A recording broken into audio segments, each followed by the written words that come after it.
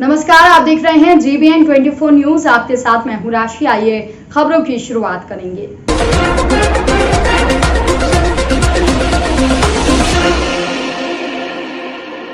आज उन्नाव में आज़ादी के 75 वर्ष के उपलक्ष्य में आज़ादी का अमृत महोत्सव कार्यक्रम के तहत उन्नाव के भारतीय जनता पार्टी के सांसद साक्षी महाराज की अगुवाई में एक तिरंगा यात्रा का आयोजन किया गया।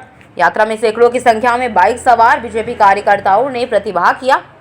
आज़ादी के अमृत महोत्सव के अंतर्गत हुए इस कार्यक्रम में आयोजित इस यात्रा को सांसद साक्षी महाराज ने हरी झंडी दिखाकर रवाना किया। यात्रा रवाना करने के बाद मीडिया से बात करते हुए सांसद साक्षी महाराज ने कहा कि यह देश बहुत ही मुश्किल से आज़ाद हुआ है। इसमें कई क्रांतिकारियों ने अपनी शहादत दी, जिसके उपलक्ष्य में आज तिरंगा यात्रा निकाली गई। वहीं अखिलेश यादव पर तंज कसते हुए साक्षी महाराज ने कहा कि वैसे तो अखिलेश यादव को वो पढ़ा लिखा समझते हैं, लेकिन इस समय उनकी हालत खिसियानी बिल्ली खंबा नोचे जैसी हो रही है, क्योंकि उन्होंने बुआ के साथ भी गठबंधन करके देख लिया, पप्पू के साथ भी गठबंधन करके देख लिया, लेकिन कुछ भी उन्हें हासिल नहीं हुआ। अब वे छोटे छोटे दलों के साथ गठबंधन करने की बात कह रहे हैं, जिसके बाद भी उन्हें ढाक के 3 पात ही मिलेंगे। 2022 चुनाव में उत्तर प्रदेश में योगी की सरकार बनेगी और बीजेपी 300 से ज़्यादा सीटें जीतेगी। वहीं तिरंगा यात्रा में बीजेपी कार्यकर्ताओं के द्वारा भारतीय जनता पार्टी का झंडा लेकर यात्रा निकालने के सवाल पर उन्होंने कहा कि यह यात्रा में तिरंगे का अपमान न हो, जिसको लेकर तिरंगे के सम्मान को ध्यान में रखते हुए भारतीय जनता पार्टी के कार्यकर्ताओं ने भारतीय जनता पार्टी के झंडे को लेकर यात्रा निकाली। यात्रा का आयोजन किया गया, इसका मुख्य उद्देश्य क्या है? 75वां आजादी का वर्ष चल रहा है। पूरे वर्ष को हमने अमृत महोत्सव के रूप में हमारी सरकार ने मनाने का निर्णय लिया है। ये जानकारी आपको है ही, सारे देश को है कि बड़ी मुश्किल से लहू दे करके हमने आज़ादी ली थी और आज़ाद हुए आज 75 साल हुए हैं, तो उसके जश्न को मनाना, लोगों को आज़ादी कैसे प्राप्त हुई वो बात बताना, लोगों के बीच में जाना, शहीदों को जिनके कारण देश को आज़ादी मिली उनका स्मरण करना, बापू को प्रणाम करना, बहुत सारे से बिंदु इसमें छिपे हुए हैं। इसलिए भारत के यशस्वी प्रधानमंत्री, भारत के भाग्य विधाता नरेंद्र भाई मोदी ने इसे अमृत महोत्सव का नाम दिया और ये कार्यक्रम किसी न किसी रूप में पूरे साल चलने वाला है। उसी का ये कार्यक्रम ये तिरंगा यात्रा के रूप में आज महाराज जी, अखिलेश यादव ने भाजपा को सत्ता के दंभ का मोतियाबिंद हो गया है, ये बताया है, इस पे क्या कहना है? यूँ तो अखिलेश यादव को मैं पढ़ा लिखा व्यक्ति समझता हूँ, लेकिन संदर्भ में ये कहूँगा खिसियानी बिल्ली खंबा नोचे। बेचारे अखिलेश यादव ने बुआ के साथ समझौता करके देख लिया, पप्पू के साथ समझौता करके देख लिया, सबके साथ समझौता करके देख लिया, पर ढाक के 3 बात भी नहीं बन पाए। अब वो छोटे छोटे दलों के साथ में समझौता की बात कर रहे हैं, तो हम तो कह रहे हैं छोटे छोटे दल और सारे दल मिलकर के हमारे पास लड़ेंगे हमारे सामने, तब भी योगी का कोई मुकाबला नहीं कर सकता, मोदी जी का कोई मुकाबला नहीं कर सकता। हमें फिर लगता है कि 2022 में हम 300 पार जाएंगे। 2022 के चुनाव में क्या लगता है, यूपी में कितनी? 2022 में हम 300 पार जाएंगे, मैंने पहले ही बता दिया। धन्यवाद। एक बड़ा सवाल है कि आज तिरंगा यात्रा बना रहे हैं, तिरंगा यात्रा में तिरंगा ना देख के सब भाजपा का झंडा देखा जा रहा है, इस पर क्या? तिरंगा झंडा बहुत सम्मानित झंडा है। पार्टी के निर्देश के अनुसार उसे हम सम्मान कर सकें, ऐसे जुलूस में कई बार तिरंगे का अपमान हो जाता है। फिर आप मीडिया वालों का एक कैमरा घूम जाएगा, तिरंगा यात्रा के नाम पर हुआ तिरंगे का अपमान। तो हम लोग प्रयास करते हैं कोई विवादित बात न बन सके, तो अभी हम उसी अपने कमल के झंडे को लेकर चल रहे हैं। पार्टी जब तिरंगे की बात करेगी, सम्मान के साथ तिरंगे को लेकर कार्यक्रम करें। ठीक है, धन्यवाद। उन्नाव में सत्र न्यायालय के अंदर रिश्वत लेने का वीडियो वायरल हो रहा है। यूपी के उन्नाव में पुलिस क्या गोल खिला रही है, यह साफ तौर पर नजर आ रहा है। शायद सरकारी तनख्वाह से पुलिस का काम नहीं चल पा रहा है, इसलिए घूस ली जा रही है। वीडियो उन्नाव के मोहर्रेड पोक्सो कोर्ट के अंदर का है, जहां न्यायालय में बैठी महिला सिपाही राधा तिवारी ने पीड़ित का काम करा देने की रिश्वत ली है। हालांकि वीडियो वायरल होने के बाद उन्नाव एसपी अविनाश पांडे ने सख्त एक्शन लेते हुए महिला सिपाही को सस्पेंड कर दिया। रिश्वत लेते वक्त मौके पर कुछ और बैठे सिपाही दिखाई देते। न्यायालय में काम कर रही महिला सिपाही के मुताबिक जिस काम के वो पैसे ले रही है असल में वो काम कोई और संभालता है। उन्नाव प्रशासन के लिए बड़ी चुनौती है। पूरा मामला उन्नाव सदर कोतवाली क्षेत्र से जुड़ा हुआ है। जालौन के कोंच कोतवाली क्षेत्र में आज बुधवार को एक युवती से कुछ मंझलों ने अश्लील टिप्पणी कर दी। जब युवती के भाइयों ने देखा तो भाइयों ने मंझलों का विरोध किया। विरोध करने पर उक्त लोगों ने युवती समेत सभी लोगों की लाठी डंडों से पिटाई कर दी, जिसमें एक मासूम समेत 4 लोग घायल हो गए। सूचना पर पहुंची पुलिस ने सभी घायलों को सामुदायिक स्वास्थ्य केंद्र में भर्ती कराया, जहां पर उनका इलाज किया जा रहा है। पुलिस ने पूरे मामले की जांच में जुटी है। आपको बता दें कि आगामी दीपावली पर्व को लेकर एक युवती अपने कच्चे मकान के बाहर सफाई कर रही थी। इसी दौरान वहां से निकले कुछ मंचले युवकों ने युवती पर अश्लील टिप्पणी कर दी, जिससे नाराज होकर युवती के भाइयों ने मंचलों का विरोध किया और भाइयों को विरोध करना इतना भारी पड़ गया कि दबंग मंचलों ने युवती व मासूम समेत 4 लोगों को बेरहमी से लाठी डंडों से पीट दिया। इस घटना में मासूम समेत 4 लोग गंभीर रूप से घायल हो गए। तो वहीं सूचना पर पहुंची पुलिस ने घायलों को CHC में भर्ती कराया, जहां पर 2 लोगों की हालत नाजुक देखते हुए डॉक्टरों ने जिला अस्पताल के लिए रेफर कर दिया है और पुलिस मामले की जांच में जुटी है। वो फिर गोबर जो महावीर को मारा रहा बोले माल बैठो माल वहाँ से रावल के तरह वो कसूलिया लगाओगे वहाँ से लौटो बोले माल बैठो माल यहाँ से 2 लाख लेबाक गाओ बोले माल बैठो माल वहाँ से लौट के ये खड़ा है तो हमने बोलते कौन सा माल है बोले हम माल की नहीं कह रहे माल वो गुटका ही कह रहे हैं महाकाल की हमें सकाओ भाई सब। तो कितने लोगों ने मारपीट की आपके साथ? हाँ कितने लोगों ने मारपीट की आपके साथ? उनके 4 माड़न ने मारो मताई ने और उनके बाप ने। तो कितने लोग घायल हैं आप लोग? फतेह 4 5 6 मैं बताई। आपकी ओर से कितने लोग घायल हैं?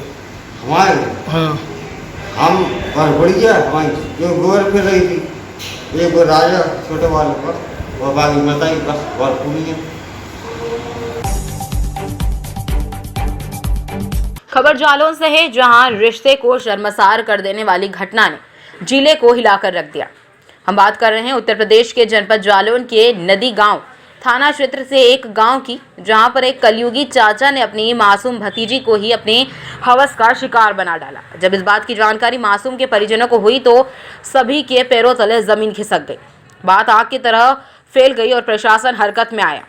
आरोपी रफू चक्कर हो गया है। आपको बता दें कि नदीगांव थाना क्षेत्र के एक गांव में बीते रोज एक युवक ने अपनी 6 वर्षीय भतीजी को हवस का शिकार बना लिया और फरार हो गया। गुरुवार की सुबह आरोपी कहीं भागने की फिराक में था, तभी पुलिस ने आरोपी को गिरफ्तार कर लिया। कुकर्मी चाचा ने किशोरी को घर में अकेला पाकर किशोरी के साथ दुष्कर्म करके फरार हो गए। आज सुबह पुलिस ने उसे गिरफ्तार किया है। मामले को लेकर SP रवि कुमार ने बताया कि आरोपी को गिरफ्तार किया गया है। कल थाना नदीगांव क्षेत्र में शाम को सूचना प्राप्त हुई थी कि एक 6 साल की बच्ची के साथ किसी व्यक्ति ने दुष्कर्म करने का प्रयास किया और उसे ब्लेड मार दी। इस सूचना पर थाना नदीगांव पुलिस द्वारा तत्काल सुसंगत धाराओं में मुकदमा पंजीकृत करते हुए पुलिस टीम को गांव में उस व्यक्ति को पकड़ने के लिए भेजा गया, लेकिन तब तक वो व्यक्ति वहां से भाग चुका था। वहां पर 4 थानों की पुलिस को भी भेजा गया। उसके बाद उस क्षेत्र में पूरी कॉम्बिंग कराई गई। रात भर वहां के आसपास के जंगलों में कॉम्बिंग करा के आज अभियुक्त को सुबह गिरफ्तार करने में थाना नदीगांव की पुलिस ने सफलता प्राप्त की है। अभियुक्त को पकड़ के जेल भेजा जा रहा है और अग्रिम विधिक कार्रवाई की जाएगी। साथ ही साथ जो पीड़िता बच्ची है उसका भी समुचित इलाज कराया जा रहा है और अग्रिम विधिक कार्रवाई की जा रही है। विधानसभा बालामऊ के अंतर्गत ग्राम ओनवा के ग्राम त्योना संपर्क मार्ग की हालत जनप्रतिनिधियों और प्रशासन की अनदेखी के चलते कई दशकों से गड्ढा युक्त व जर्जर पड़ी है। इस मार्ग पर कई गांव आते हैं। सड़क खराब होने के कारण आए दिन इस मार्ग पर हादसे होते हैं, जिसका खामियाजा आम जनमानस झेल रहे हैं। चुनाव के समय बड़े बड़े आश्वासन की गुट्टी पिलाकर सुध नहीं लेते हैं। यह मार्ग 2 विकासखंड कछोना व कोथावा को जोड़ता है। इस मार्ग पर कई दशकों से कोई कार्य नहीं कराया गया, जिसके चलते पैदल चलना तक दुश्वार है। सबसे ज्यादा नैनीहाल व गर्भवती महिलाओं को दिक्कत आती है। कई अनहोनी घटनाओं पर इमरजेंसी वाहन गांव तक नहीं पहुंच पाते। पूरा मार्ग गड्ढों में तब्दील है। इस मार्ग से बालमऊ से बेनीगंज कोथावा जाने का मुख्य मार्ग है। ग्रामीणों ने इस मार्ग की निर्माण हेतु जिलाधिकारी, स्थानीय जनप्रतिनिधि, विधायक, सांसद को दर्जनों बार पत्र के माध्यम से अवगत करवाया है, लेकिन आज तक किसी ने समस्या के निराकरण में रुचि नहीं दिखाई। इसका खामियाजा आम जनमानस को उठाना पड़ रहा है। तो समस्या के विषय में लोक निर्माण विभाग के प्रांतीय खंड के अवर अभियंता ने बताया, सड़क के निर्माण हेतु एस्टीमेट बनाकर शासन को भेज दिया गया है। जनराशि स्वीकृत होते ही निर्माण कार्य करा दिया जाएगा अथवा जनप्रतिनिधि रुचि लेने पर ही निर्माण कार्य संभव है।